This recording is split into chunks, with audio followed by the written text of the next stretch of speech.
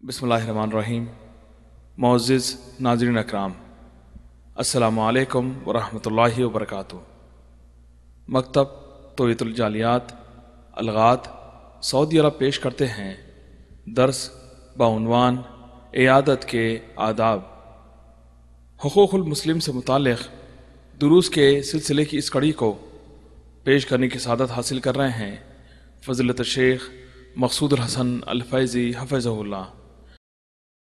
याद रहे, ये दर्स उम्मत मुस्लिमा की इस्लाह और उसकी दीनी बेदारी की गर्ज से पेश किया जा रहा है।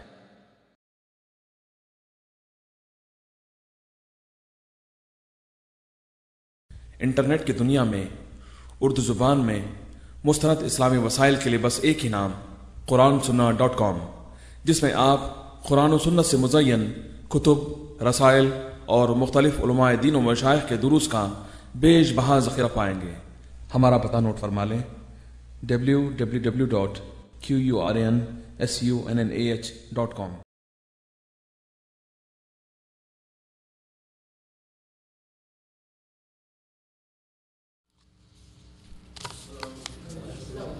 बिस्मिल्लाहिर्रहमानिर्रहीम। अल्हम्दुलिल्लाहि रब्बिल आलमीन अर्रहमानिर्रहीम मालिकि यौमिद्दीन व नशहदु अन ला इलाहा इल्लल्लाह व नशहदु अन्न सय्यदना व मौलाना मुहम्मदन अब्दुहु व रसूलुहु अरसलहु इलन्नासि काफ़्फ़तन बशीरन व नज़ीरा।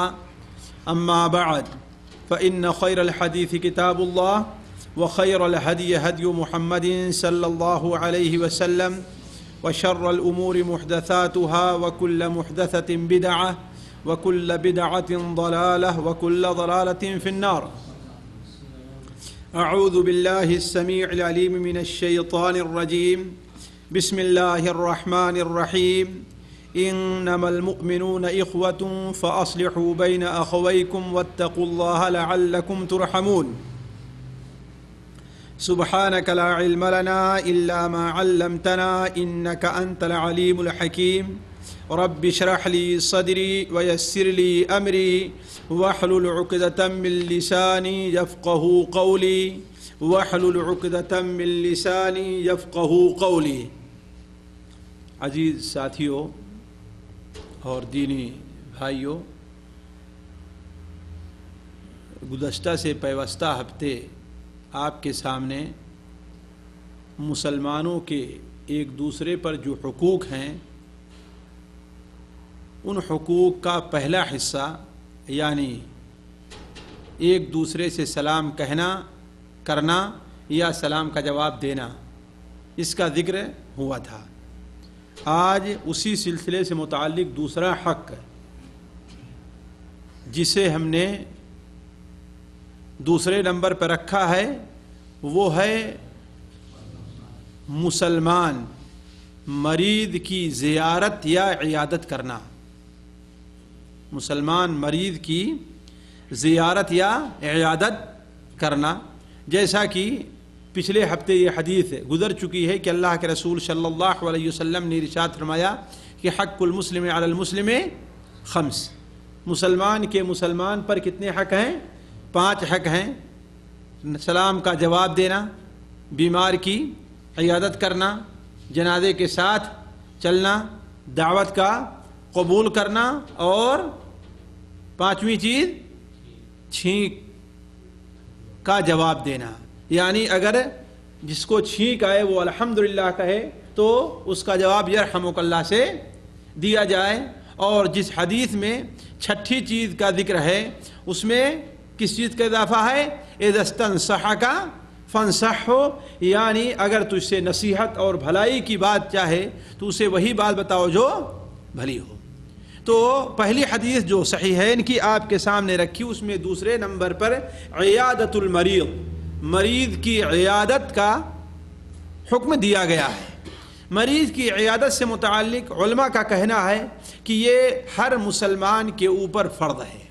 अलबत्ता ये फ़र्ज़ किफ़ाया है, फ़र्ज़ ऐन नहीं है। फ़र्ज़ किफ़ाया और फ़र्ज़ ऐन का फ़र्क समझते होंगे कि फ़र्ज़ किफ़ाया वो चीज़ कहलाती है, वो वाजिब कहलाता है कि मुसलमानों की एक जमाअत یا جتنی جماعت سے وہ چیز ادا ہو جائے، اگر وہ ادا کر لیں تو وہ فرد تمام امت پر سے ساقط ہو جاتا ہے، اور اگر تمام امت کے لوگ اسے چھوڑ دیں تو تمام امت کے لوگ اس گناہ کے اندر شریک ہوں گے۔ مثال کے طور پر ایک مردہ ہے، مسلمان مردہ ہے، اس کی کفن اور دفن کا انتظام کرنا ہے۔ اب اگر اتنے لوگ اس کے کفن اور دفن کا انتظام کریں جو آسانی سے کر سکتے ہیں، صرف ایک آدمی نہیں، اس لیے کہ ایک آدمی کفن اور دفن کا، غسل دینے کا، کفنانے کا اور اس کے جنازے کو لے جانے کا اور دفن کرنے کا، یہ کام ایک آدمی سے ہونا کیا ہے؟ مشکل چیز ہے کہ نہیں؟ اتنے آدمی شریک ہو جائیں، 3 آدمی ہوں، 4 آدمی ہوں، 5 ہوں، 10 ہوں، جو ضرورت کو اس کو پوری کر دیں، اگر اتنے لوگ اس میں شریک ہو جا رہے ہیں تو سارے گاؤں محلے کے لوگوں سے وہ واجب ادا ہو جائے گا، ورنہ سارے کے سارے لوگ اس واجب کے چھوڑنے کے گنہ گار ہوں گے۔ یہ کیا چیز کہلاتا ہے؟ فرض کفایہ یا واجب کفایہ کہلاتا ہے۔ اور فرض عین وہ فرض ہوا کرتا ہے کہ ہر شخص پر اس کا ادا کرنا واجب ہے، جو کر سکتا ہے کہ نہیں؟ مثال کے طور پر نماز ہے، یہ فرض عین ہے۔ یہ نہیں کہ گاؤں کے 4-6 لوگ پڑھ لے تو نماز سارے لوگوں کی طرف سے ادا ہو جائے گی، نہیں، بلکہ ہر فرد کو نماز پڑھنا ہے، ہر فرد کو نماز کے اندر شریک ہونا ہے، نماز کی ادائیگی کرنی ہے۔ تو یہ فرق ہے فرض کفایہ اور فرض عین میں۔ تو جنازے، وہ میت کی، بیمار کی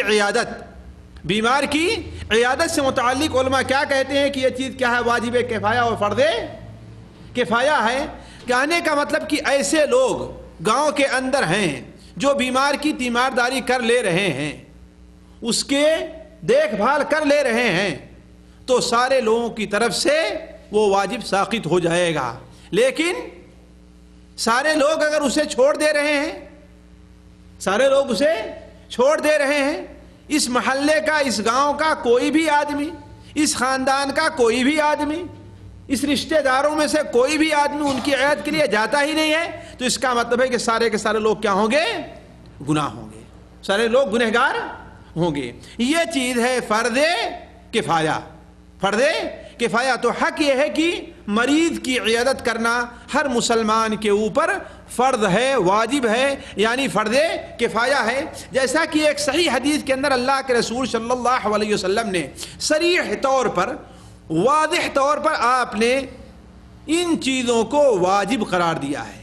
چنانچہ صحیح مسلم کے حضرت ابو ہریرہ رضی اللہ عنہ سے مروی ہے کہ اللہ کے رسول صلی اللہ علیہ وسلم نے ارشاد میں خمس تجب علی المسلم لأخی، خمس تجب علی المسلم لأخی، 5 چیزیں ایسی ہیں جو ایک مسلمان کی اپنے بھائی کے اوپر واجب ہے۔ ایک مسلمان کی اس کے بھائی پر کیا ہے؟ واجب ہے۔ یہ چیز کیا ہے؟ سلام کا جواب دینا ہے، سلام کا جواب دینا ہے، چھینک آئے الحمدللہ کہے تو اس کا جواب دینا ہے، دعوت کا قبول کرنا ہے، اگر کوئی خاص طور پر شادی کی دعوت دے رہا ہے تو اس کا قبول کرنا واجب ہے۔ اسی طریقے سے بیمار کی عیادت کرنا ہے اور جنازے کے ساتھ ساتھ جانا ہے۔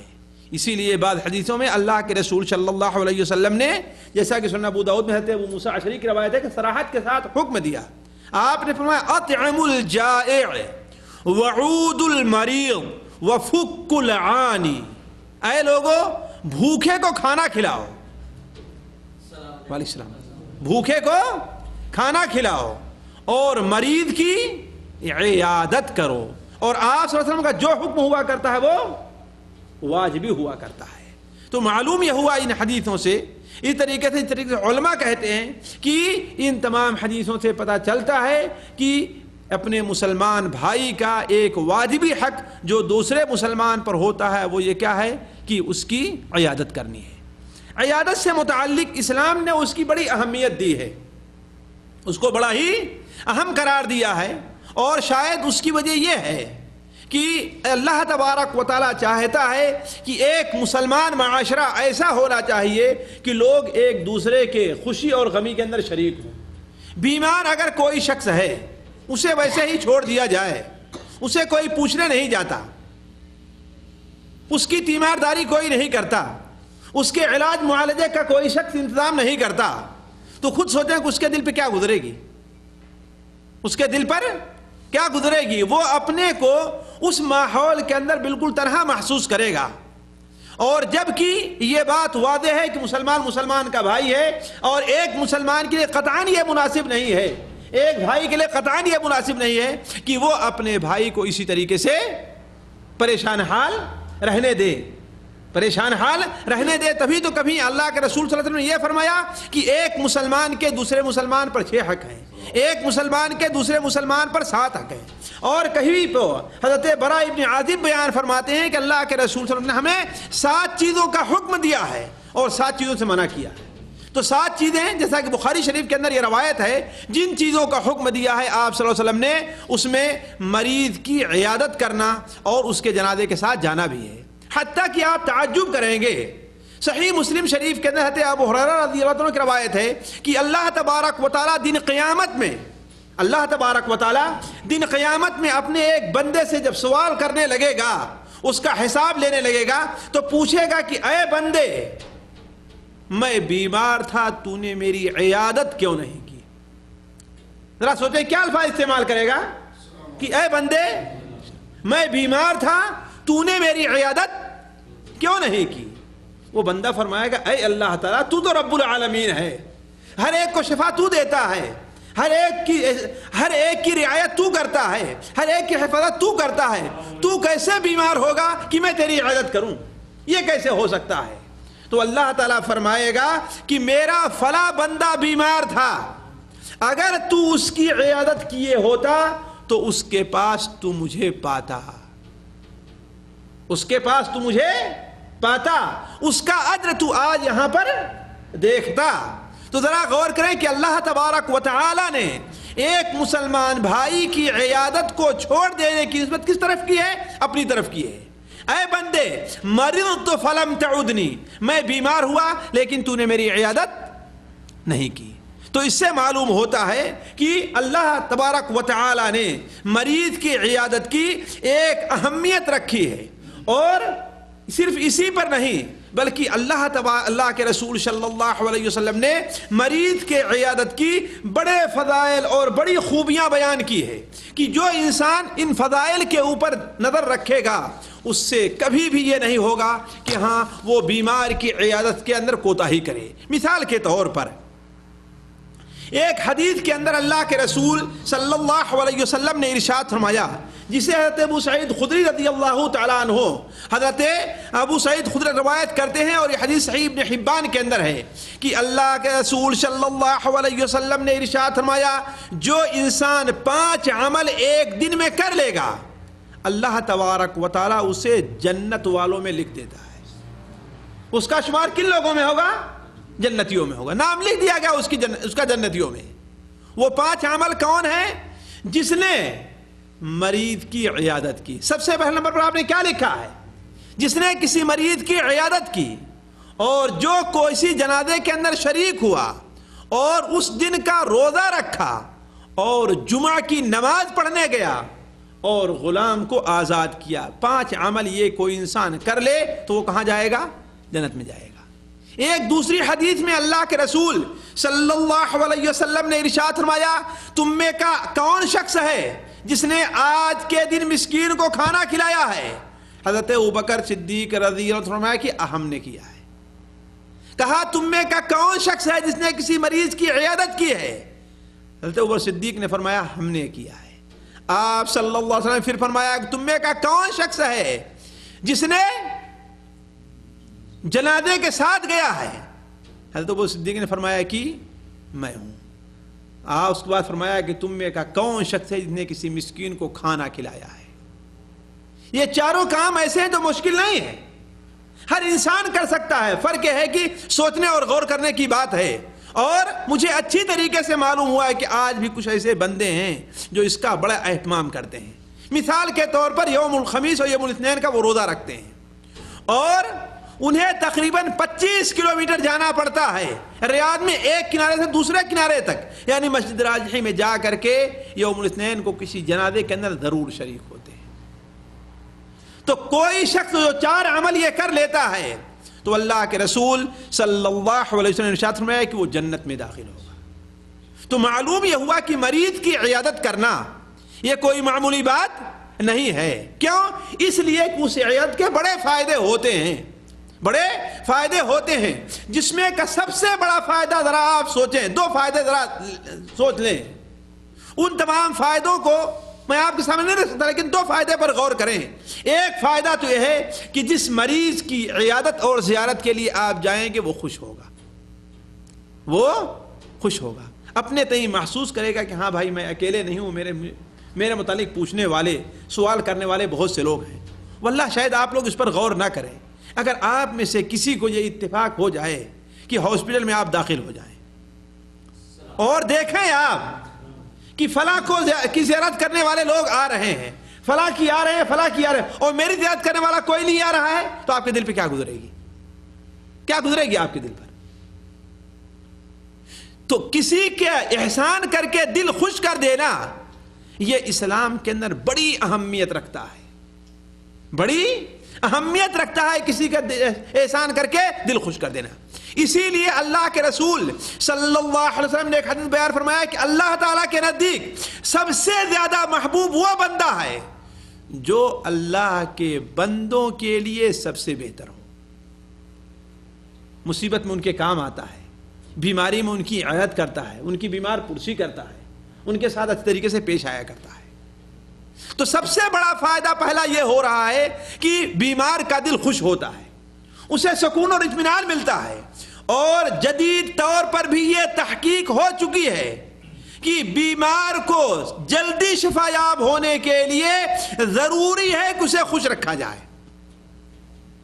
اسے خوش رکھا جائے، اسے غم لاحق نہ ہونے دیا جائے، اس لیے کہ جب غم لاحق ہوتا ہے تو اس بیماری سے شفا یاب ہونے میں تاخیر ہوتی ہے۔ صرف یہی نہیں کہ تاخیر ہوتی ہے بلکہ اس کی بیماری ایک دوسری بیماری کی شکل اختیار کر لیتی ہے، ایک دوسری بیماری کی شکل اختیار کر لیتی ہے۔ تو سب سے پہلا فائدہ یہ ہو رہا ہے کہ بیمار کا دل اس سے خوش ہو رہا ہے، اور دوسرا فائدہ جو اس سے ہونے والا ہے وہ زیارت کرنے والے کے لیے ہے۔ وہ کیا کہ زیارت کرنے والا سوچے کہ اللہ کا شکر ہے کہ اللہ نے مجھے صحیح سالم رکھا ہے، اسے اپنی صحت یاد آئے گی، اللہ کی نعمت یاد آئے گی، اللہ کا شکریہ ادا کرے گا، اور اسے آخرت یاد آئے گی۔ تبھی تو صحیح الترغیب و ترہیب میں ہے کہ اللہ کے رسول صلی اللہ علیہ وسلم نے ارشاد فرمایا عودوا المریض واتبعوا الجنائز تذکرکم الآخرہ، مریض کی عیادت کرو اور جنازے کے ساتھ جاؤ، یہ چیزیں تمہیں آخرت یا کو یاد دلائیں گی۔ اور ظاہر بات، ایک مومن کا اصلی گھر کون سا ہے؟ یہ دنیا ہے؟ کون سا ہے اصلی گھر؟ آخرت ہے۔ اسی کے لیے ہر مومن کو تیاری کرنی چاہیے۔ اسی لیے سب سے بڑا عقل مند انسان اللہ کے رسول نے کس کو قرار دیا ہے؟ جو سب سے زیادہ موت کو یاد کرتا ہے۔ کیوں؟ اس لیے کہ موت کے بعد آخری منزل آنے والی ہے، موت کے بعد آخری منزل آنے والی ہے۔ تو میں عرض کر رہا تھا کہ دوسرا سب سے بڑا فائدہ یہ ہوتا ہے جو زیارت کرنے والے کے لیے ہے کہ اسے اللہ کی نعمت یاد آتی ہے کہ اللہ نے مجھے صحت سے رکھا ہے۔ ذرا دیکھیں جا کر کے، جو لوگ دنیا میں کسی طریقے سے پریشان ہوں، ہاسپٹلوں کی زیارت کر کے دیکھیں تو کہ اللہ نے انہیں کتنی نعمت کے اندر رکھا ہے، کتنے سکھ کے اندر، کتنے آسانی کے اندر اللہ نے انہیں رکھا ہے۔ دیکھیں ہاسپٹل کسی کا پاؤں ٹوٹا ہوا ہے، کسی کی آنکھ گئی ہوئی ہے، کوئی ایسا ہے جو اپنی سب سے عزیز چیز عقل ہے اس کو کھویا بیٹھا ہوا ہے، اسے ہوش نہیں کہ ہم کہاں پر ہیں۔ تو بیمار کی عیادت کریں جا کر کے، بیمار کی زیارت کریں جا کر کے ہاسپٹلوں کی، تو آپ کو اندازہ ہوگا کہ اللہ تعالیٰ نے آپ کو کتنی بڑی نعمت کے اندر رکھا ہے۔ تبھی تو غالب نے کہا ہے تنگ دستی اگرچہ ہو غالب، تندرستی ہزار نعمت ہے۔ تنگ دستی اگرچہ ہو غالب، تندرستی ہزار نعمت ہے۔ تندرستی ایسی نعمت ہے کہ اسے کسی چیز سے خریدا نہیں جا سکتا ہے۔ تو اللہ کے رسول صلی اللہ علیہ وسلم ایک بیمار کی عیادت کی فضیلت بیان کرتے ہوئے آپ نے کیا بیان فرمایا کہ 5 چیزیں جو انسان ایک دن میں کر لے گا، اور دوسری حدیث میں 4 چیزوں کا ذکر ہے، تو جنت میں اس کا شمار ہو جائے گا۔ دوسرا فائدہ جو زیارت کر کے حاصل ہونے والا ہے، یا دوسرے فضائل جو اس کو دوسری فضیلت جو ملنے والی ہے، وہ یہ ہے کہ اللہ کے رسول صلی اللہ علیہ وسلم نے ارشاد فرمایا، جو انسان کسی مریض کی عیادت کے لیے جاتا ہے، کسی بھی مریض کی عیادت کے لیے جائے، اس کا مرض خطرناک ہے یا مرض خطرناک نہیں ہے، اپنا مریض قریبی ہے یا اپنے سے دور کا ہے، شرط یہ ہے کہ اپنا مسلمان بھائی ہونا چاہیے، اپنا مسلمان بھائی ہونا چاہیے۔